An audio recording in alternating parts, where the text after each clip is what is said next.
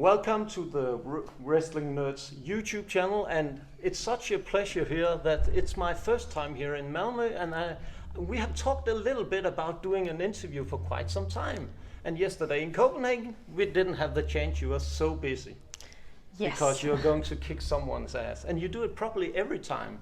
All the males wrestlers are always talking about, oh, well, I'm going to kick a female's ass, but again and again and again. Very true. They keep trying, yeah, and I keep proving them wrong. Yeah. But we could talk about that for hours, I think, actually, because you would really enjoy that, and I would too, because they really had to learn something about technique, and that's another time. But I think for me, it's so important to get a little bit behind who is Aliss Ink.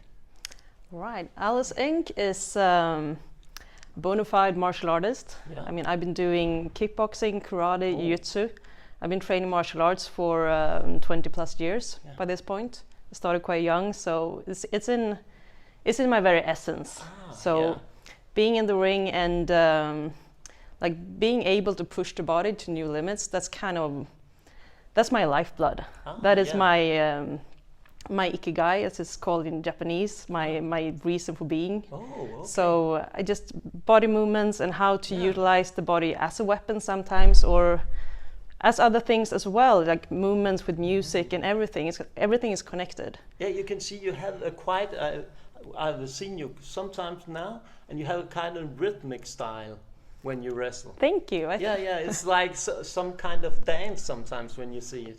When I see you, because and that's for me, it's really an enjoyment to watch you wrestle, because everyone has the males have a very physical style, and for me the most enjoyable thing is the technique and the finesse in wrestling, and not the brute force. It's so easy. Well, it has to be a bit of both, I think, because you still have to.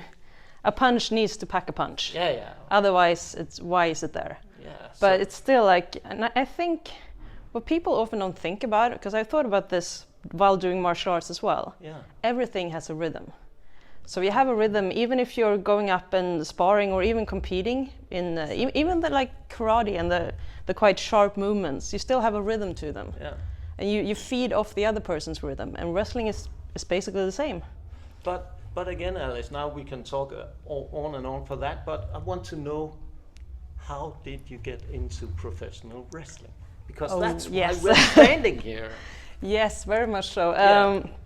No, I kind of slipped on a banana peel, and ended in wrestling.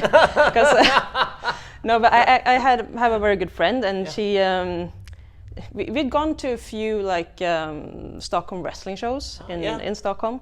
Yeah. I haven't grown up with wrestling. It wasn't very readily available in Sweden when I grew up. And it still isn't, unfortunately. We're hoping to change that. We will. After this interview, hopefully, for sure. Fingers crossed. Come on. No, but so it wasn't something I actually considered doing. But we went to a few shows. We thought, oh, this is actually really cool. We're really enjoying this. And then she called me up, just out of the blue, and do you want to come try some wrestling with me? Yeah. It's like, oh, you can go here and you can test it out, and it's like, yeah, why not? Okay. She's also a martial artist. So we ended up going, and we get to the venue we're supposed to be, and and the first thing they tell us, okay, guys, I hope you're ready for this tryout. It's going to take about 5 hours.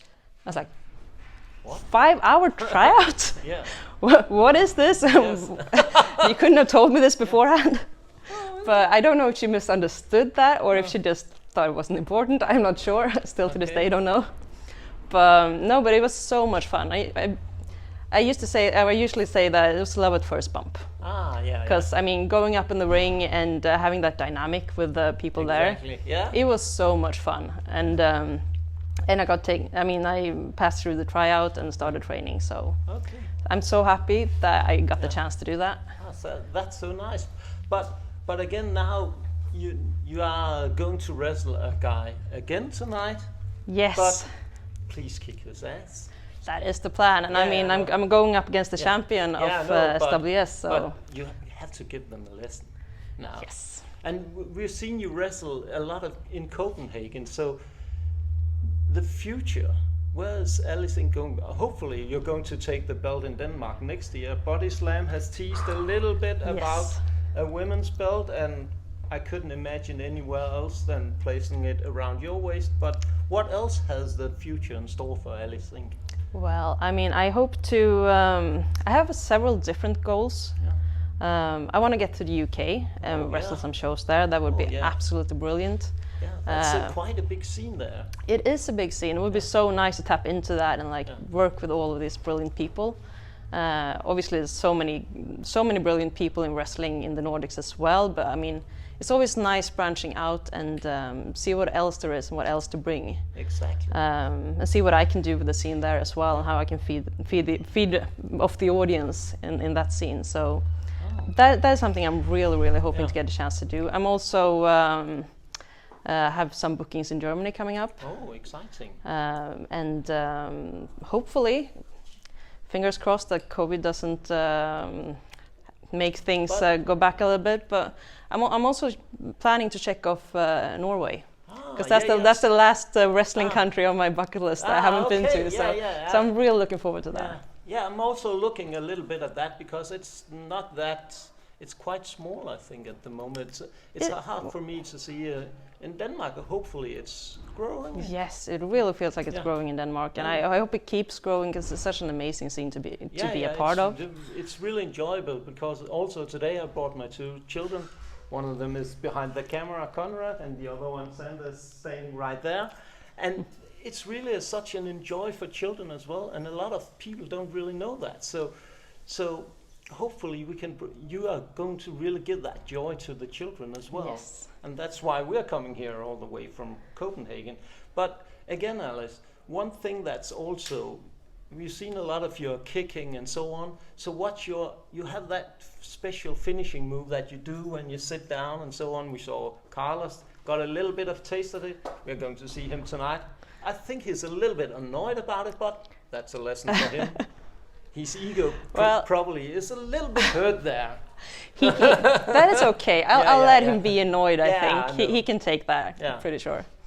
No, but I mean, I try to always expand my knowledge in wrestling and add moves to my arsenal, and try to make this a growing process for me as well, as a wrestler and as a performer.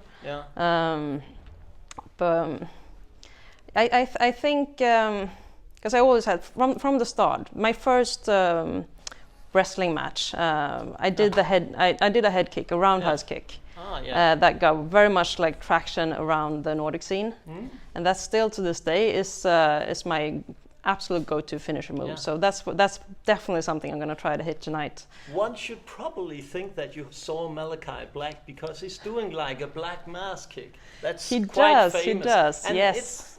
One could think that you might got a little bit inspired by him, but maybe he's inspired by you. Who knows? Well, he's also a kickboxer, though. Yeah, I know. So that's very much like a kickboxing go-to as well. And I always loved doing high kicks all through my martial arts career as well. So, but yes, he's absolutely brilliant, and I have been told before that we look kind of similar. So.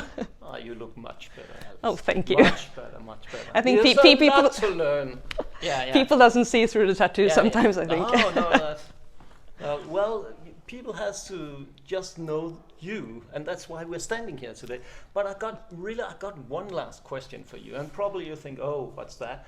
It's because if you could have a dream match, you could choose any wrestler. Probably it should be a male, but and probably not Carlos, but if you could choose anybody in the whole wide world, basically. And please tell me why. Okay, this is a tough one, because there's so many brilliant wrestlers. I know. It really is. I would love to have a face-off with Daniel Bryan. That would be yes. I would like to go Swedish Dragon versus American Dragon. That would be cool.